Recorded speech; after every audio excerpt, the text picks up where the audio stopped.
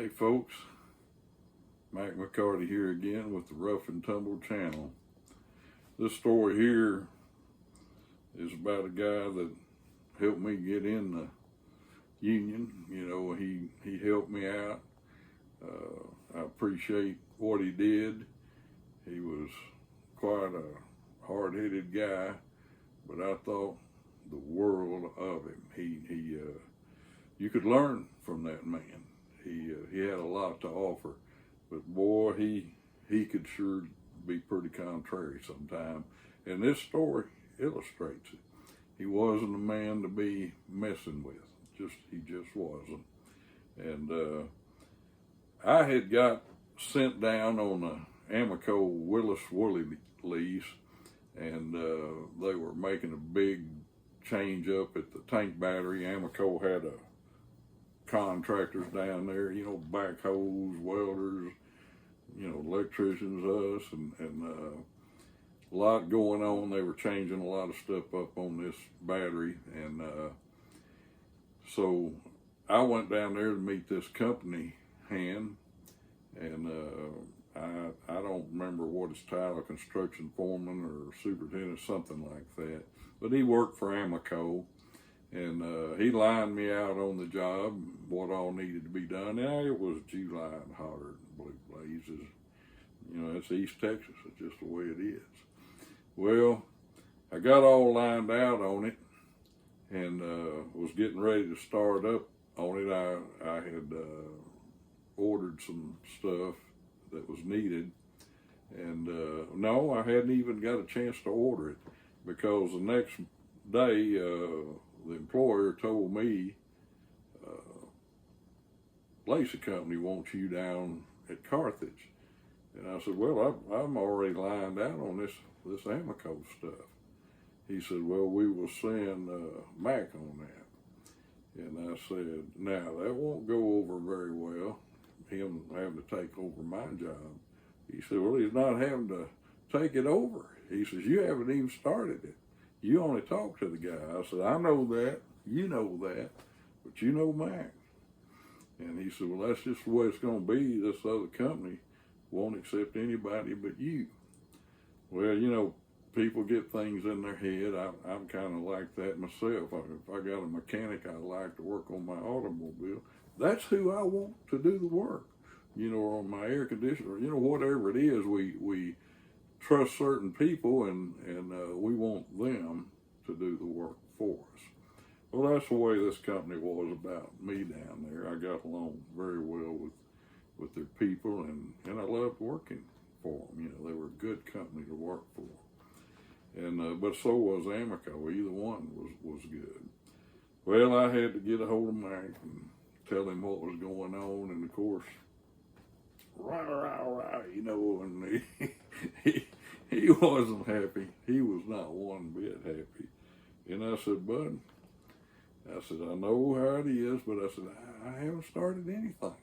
I hadn't even hit a leg of a snake. I said, all I did was talk to the guy. And I said, it's your job.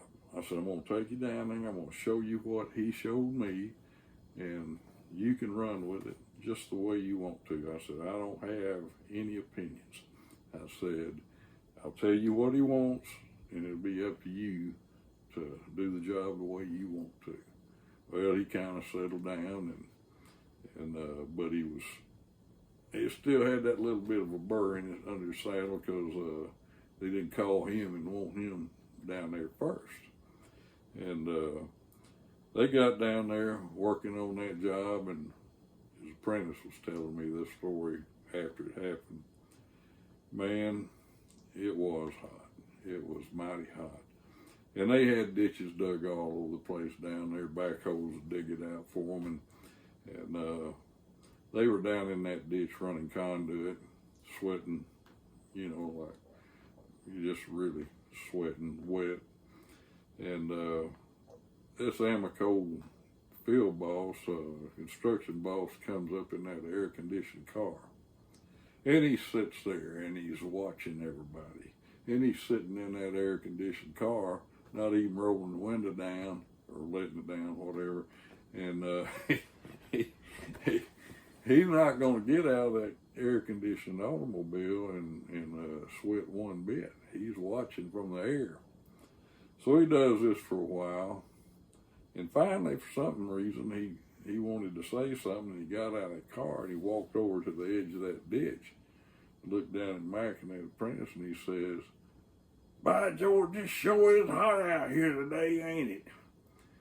And Mack looked at him, and he says, "You son of a gun, you better believe it's hot out here in this ditch where we are working." But he said, "It ain't a bit hot in that air-conditioned car where you're staying all the time. Get back in that car." That's Mack. That's just Mack. That's the way he was. You didn't have to guess where he stood, because you're going to find out real quick. He was a good guy and a good electrician. Thought a lot of him.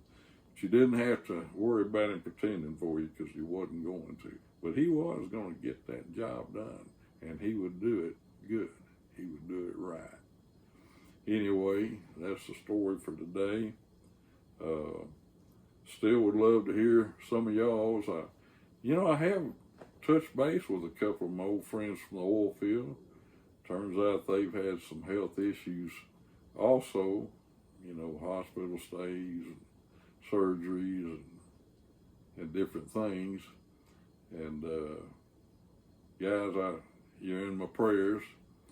I know a lot of you have prayed for me, this cancer surgery I've had. And I got a double infection in this nose after the surgery, and man, they had to fight it. Just 2 different antibiotics. It took a little time to get over it, but had a real good doctor over there at Longview, and he took care of me, and it's healing up. It's healing up. Thank all of you for your thoughts and prayers. Anyway, I'm Mack McCarty. I'd ask for a like and subscribe if you would. Till next time, see you on the Rough and Tumble channel.